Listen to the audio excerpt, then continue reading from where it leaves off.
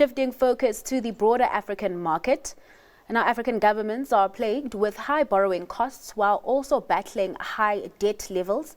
This usually means that investments into critical sectors are often put off. Financial sector players met for a rethink on how this scenario can be tackled to help unlock the continent's economic potential. Brown sat down with Kenya's former central bank governor, Patrick Njoroge, and asked him what the implications are of the high cost of capital for Africa and how we see that playing out on the continent. Now, here's that conversation. Africa pays very high prices, let's say, interest rates on capital. So relative to other countries, similar countries, on fast issuance of, let's say, Eurobonds, sub-Saharan African countries have paid something like 155 basis points higher. So that's significant. Secondly, on the secondary market, when they go in to refinance, or for that matter, when something happens and there's a change in the price, basically sub-Saharan African countries also end up having much higher prices, yields, basically. So the point is, these are the stylized facts. That the cost of capital for African countries is much higher than comparable countries around the world. And the issue here is that it's related to what we call the sort of the premium, that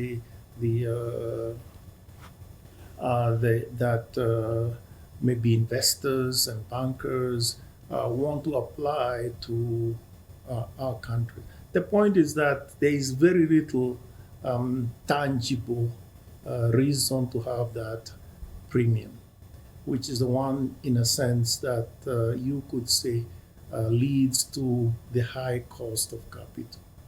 So I think the issue here is to reduce the high cost of capital and have the rates that our countries pay align with rates around the world. The mere fact that we are paying such a high cost means that we will have much less investments that are coming to us. Investors will be more reluctant to come, and in effect, we are just paying a lot more. Currently, for instance, the debt cost in 2025 for our countries is something like 89 billion US dollars, which is the highest it's ever been. Yeah, we are going from one peak to another, one record to another, from 2024, 2025, etc. So that's really the issue. It kind of narrows the space for our countries in terms of investment. But finally, it really narrows the space in terms of other expenditures. So think of education, think of social expenditures. So currently, more than half the sub-Saharan African countries are paying more in debt than they do in terms of spending, than they're spending on education or health. Clearly, that's kind of unconscionable. And I think that's the problem that now policymakers and other people like ourselves and yourselves are grappling with. Addressing the high cost of capital, perhaps one thing in this equation. Where does debt relief then come into this picture? Does it at all? The high cost of capital needs to be addressed, but remember that will only affect the payments going forward. The trouble today is that the amount of the debt stock that a lot of our countries are carrying has become unbearable, meaning it is a heavy burden. And as long as it remains like that, if you project it, say, the next 5 years, or the next 10 years, it means that they are unable to do significant, let's say, investments for the social things I mentioned, but even things like climate or even investment in roads, etc. So in some sense, you can say they are defaulting on development. So basically, in order for them to, let's say, square the circle, there has to be a sort of a significant operation on the stock itself, not for all countries, but for those countries that are overburdened, and in a sense where this has become a sort of a stumbling, a constraint on their development expenditures. That plus also reducing the cost of capital in the long term, those are significant pillars for us to unlock the development expenditures that are needed going forward. And there's a lot of discussion about that. And I think at this moment, it is clear that there has been a greater appreciation that debt relief will need to be part of the equation. How that happens, there's less agreement about. But I think the point is, at least now, there's more discussions about that, particularly in the context of the G20, and which, as you know, the presidency is with South Africa, and they're making this point that it should be part of the as needed as one of the pillars for our improvement in the development space. You highlight this being talked at the G20 level, and often, as is the case when it comes to Africa, there are these very bad narratives that get put forward, and often debt relief or even the high cost of capital, when it's discussed, it's almost discussed in a way that this is charity for Africa. How do we then move the conversation from this is not charity, but this is actually an investment in prosperity? Because what happens in Africa affects the world, right? That is correct.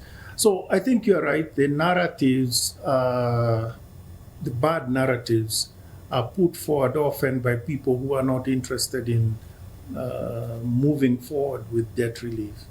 Now, obviously, there has been some, let's say, in those bad narratives, there are some examples that one can say that fit the narrative. And part of, the background behind that bad narrative is that, yes, there's some, when we had the debt relief 25 years ago, the context of HIPIC, etc., it is true there are some countries that misused the space that was provided. But on the whole, actually, the record will show that on the whole, most of those countries did well in terms of improving on growth, which was the on poverty reduction, which was the focus. So they did spend their whatever space was created on poverty reduction mechanisms, etc. So the narrative, we have to address it head on by actually creating a positive narrative and really repeating that positive narrative. And the narrative that actually, the realistic narrative, is what you suggested, that actually it's not charity. To begin with, it is clear that some of the discussions, or let's say some of this debt that was contracted, was actually contracted at extremely sort of very high terms, and exorbitant terms, and that has to be dealt with in a sober way, right? But secondly, creating space, as debt relief would, creates the space for development, which is something that the entire planet will benefit from. So the mere fact that other countries do better should be something that is applauded by all the countries around the table.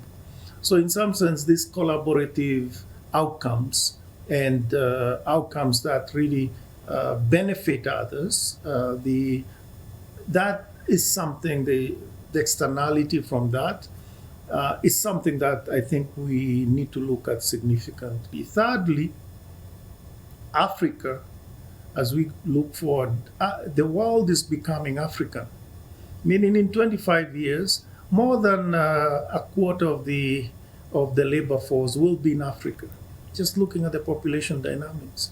So it's about time that we spent effort as a people in training and developing the people that are here. So in terms of health, in terms of education, in terms of economic opportunities, all that needs to be done. The focus should be Africa for the world. Now, if you remember, after the Second World War, there was a focus on Europe. I mean, and everybody, meaning the Americans and others, and it was America that was the leader then, did focus and spent a lot of money on the Marshall Plan, etc., even though Europe is over on the other side, because it mattered for the entire world. And I think we are at that moment, and we have to acknowledge that actually, yeah, this is as critical a moment as we had back in 1945. And so you see the G20 then as bringing that moment to fruition. That is correct. So the G20 is the right focus for that conversation.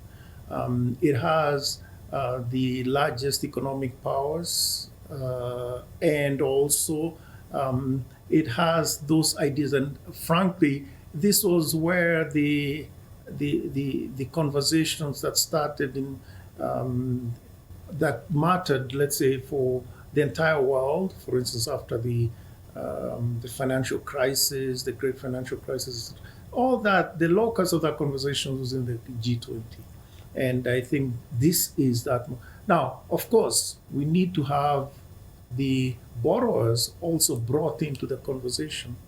But what is clear is that there has to be a program where all the countries that are severely burdened, are given a chance to sort of reset their debt, and it won't be done as today. Now there is a framework, the so-called common framework, which doesn't work because it requires countries to come in one by one.